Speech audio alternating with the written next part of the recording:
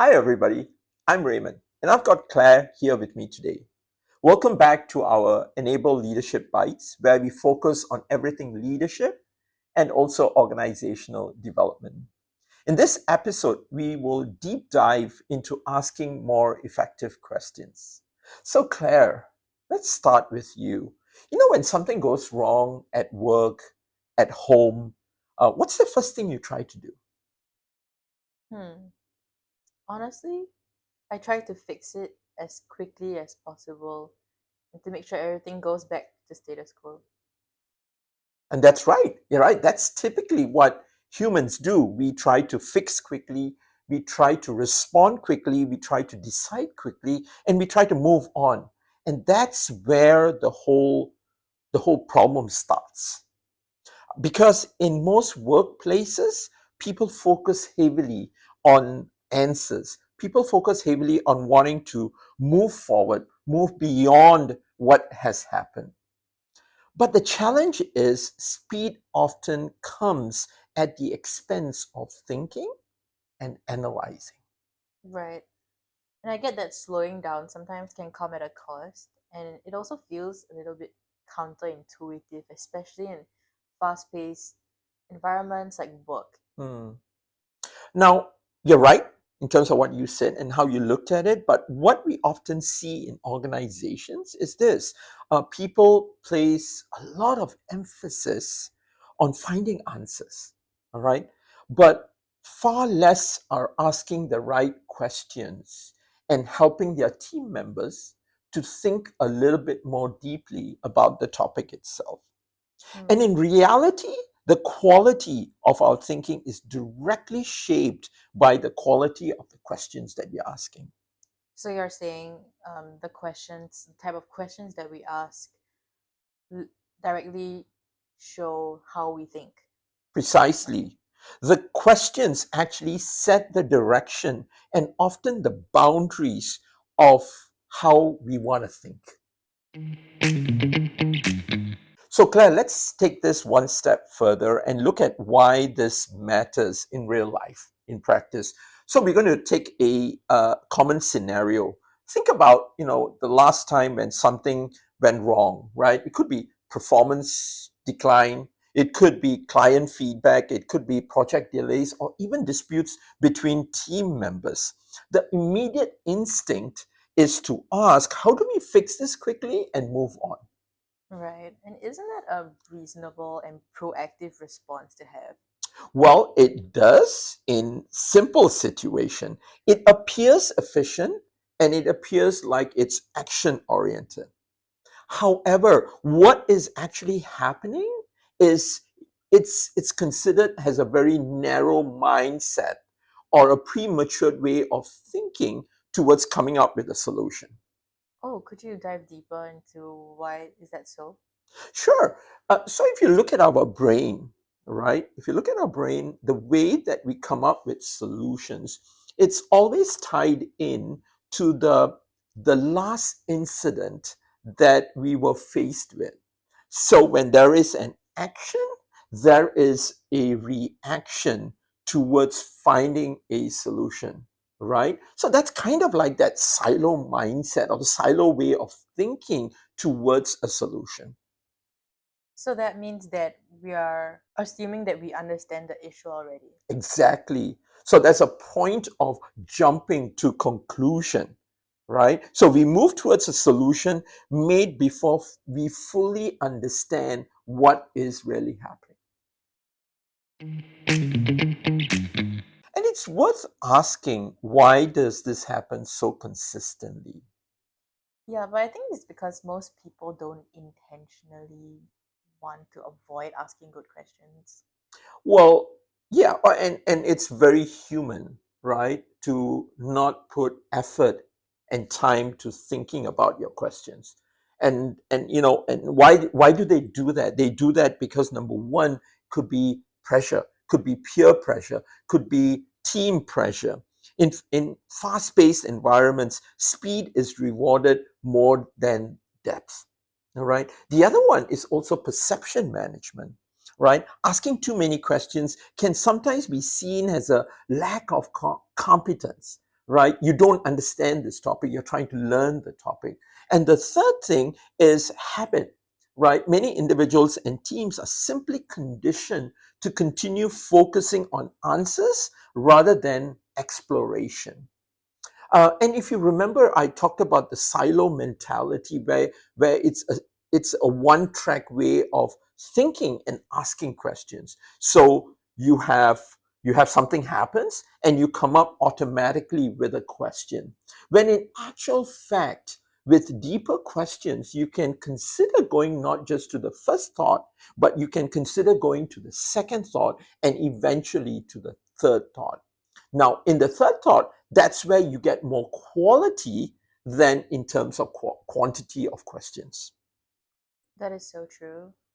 But I think in reality, like the person in meetings who gives like the first answer or Mm, response is usually seen as the most capable because it seems like they know what they're saying or doing. sure. And again, that's exactly what I said earlier, perception management. So here's the thing I want to share with you. Quick answers do not necessarily reflect quick thinking or strong thinking or effective thinking, right? And over time, what happens is this leads to certain patterns. This leads to certain trends. One of them, individuals jumping to conclusions, teams jumping to conclusions. And by them jumping to conclusion, what happens is they reinforce assumptions. In reinforcing assumptions, what happens? Assumptions become reality, right? And then they overlook what the real underlying causes are. And as a result of this, they end up solving the wrong problem altogether. Hmm, sounds about right. And it kind of explains also why some issues just keep recurring even though there are multiple attempts to resolve them. Because the underlying question was never properly framed. That's the thing. So, Raymond, would you say at a leadership level, the biggest risk that certain leadership teams might take is not making the wrong decision, but solving the wrong problem entirely? Absolutely. Right. Remember what I talked about. They jump to conclusion. Right. And in jumping to conclusions, they come to assumptions. They make assumptions. Assumptions become reality. Right. And when they become reality, they don't fix the right problem. And that's where the quality of questioning becomes more critical than just asking a question. So, Claire, let's make this more concrete by looking at asking more effective questions. And let's talk about one of the scenarios in the office, right? Let's use the marketing campaign performance as an example. All right. When performance declines, a common question is the first thing we jump in and we say, how do we improve results as quickly as possible? Right? However, a more effective question may sound like, what is actually driving this decline? Yeah, and that's so true because it shows that the focus is shifted from reacting to the problem to understanding why the problem even happened in the first place. That's a learning point here. Don't react. Understand before you think about it and you process that information. And you're absolutely right. We can actually take this even deeper, right? What assumptions are we making about our audiences that may no longer hold true in this situation? And that requires a lot more time, effort to reflect and analyze why. Another example in the context of team performance, a typical question might be, why is the team underperforming? And this can unintentionally create like a sense of blame towards the team, and it may not be psychologically safe. Absolutely, right? And we want to be aware, we want to arrest these questions and not use them too widely. So a more constructive approach would be, what obstacles might the team be facing? All right, you could ask that question. Or an even stronger question to ask is what conditions would enable this team to perform at its best? Yeah, and these questions reframe the whole situation entirely. It shifts from blame to empowerment. That's true. Claire, in decision making, people often ask, is this the right decision? Stronger thinkers, however, ask, what are we not considering? Or, if this decision were to fail in 6 months, what would likely be the reason? And I think that shows a level of foresight Hmm? that teams don't typically apply. Hmm. But why do you think this is the case? Uh, because, they challenge existing assumptions. The process of challenging existing assumptions requires a safe space for people to ask different questions, to look at situations from different perspectives and point of view, right? And when they do that, what happens is that whole process becomes valuable. So now the question becomes, how do we actually develop this skill of asking better questions? Because it's not something that happens by chance. It probably requires a lot of intention and practice and failing as well. Sure. And I have a simple way, a simple mental model in the way that I think about it, and it falls into three categories. I would like to share all three categories. So the first one I want to talk about is clarifying questions. All right. This is when things seem vague, seem ambiguous, and you need more clarity to it. So instead of making assumptions, you could slow down and ask a question like, what do you actually mean by this? Could you elaborate a little bit more? Can we make can we make it more specific? And I wonder if a lot of teams skip this step.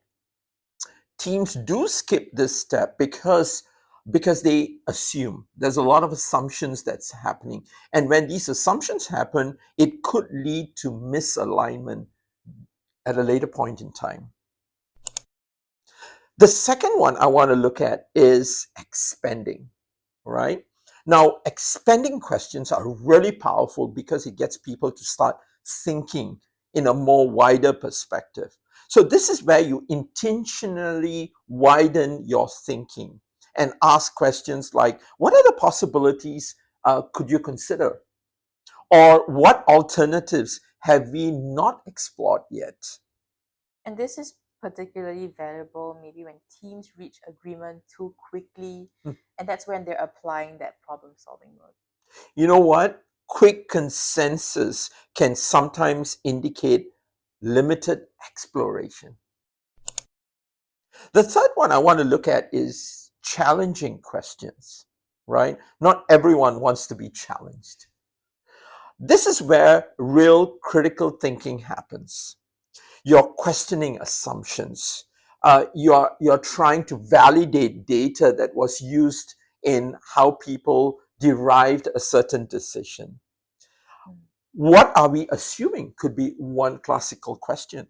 Or what if the opposite was true? It sounds like this is also where teams get the biggest breakthroughs. True? Because this is where a lot of hesitation happens, Mm. right? People are hesitating because they may not have data, right? But they are seeded by maybe opinions. So these questions are uncomfortable, but they often lead to better decisions and more effective outcomes. So would you say this discomfort is a signal that better thinking is happening? No pain, no gain, right? So I would say discomfort often indicates that we are moving beyond the surface level of thinking and getting to the more appropriate results that we are looking for. Claire, we've spoken a lot about asking effective questions. I think we should bring this back into a leadership context and and help leaders out there so that they can ask more effective questions, right? It's not just about asking more effective questions yourself, but it's also, creating an ecosystem where your team can also do the same. So you're saying it would not just focus on the manager to ask the questions, but to create a team culture where the team also is encouraged to go deeper and analyze and think better. Absolutely.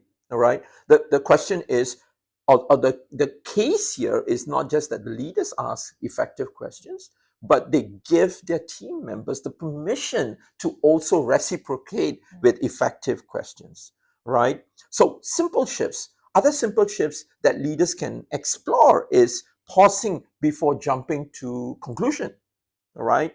That could be one. The other thing is also asking what we are missing questions, right, in their discussion.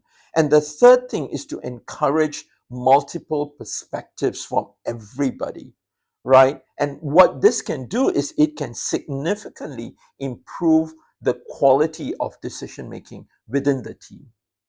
And that also helps to provide a very psychologically safe environment where the team is not just encouraged to go along with whatever solution that the manager is giving, but to contribute and to think deeper and give more quality responses and provide a better outcome or solution.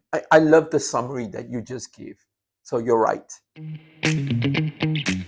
To bring this together, if you want better decisions, you don't just focus on better answers. You must ensure that we are asking the right questions. Because that's what shapes how you think in the first place. That is a skill that many overlook. If this conversation sparked something for you, don't let it end here. Like, comment, and subscribe to join the ENiBLE community as we explore how great leaders think, feel, and act. We drop a new episode every month, packed with insights you can actually apply at work. So stay curious, stay learning, and we'll see you in the next one.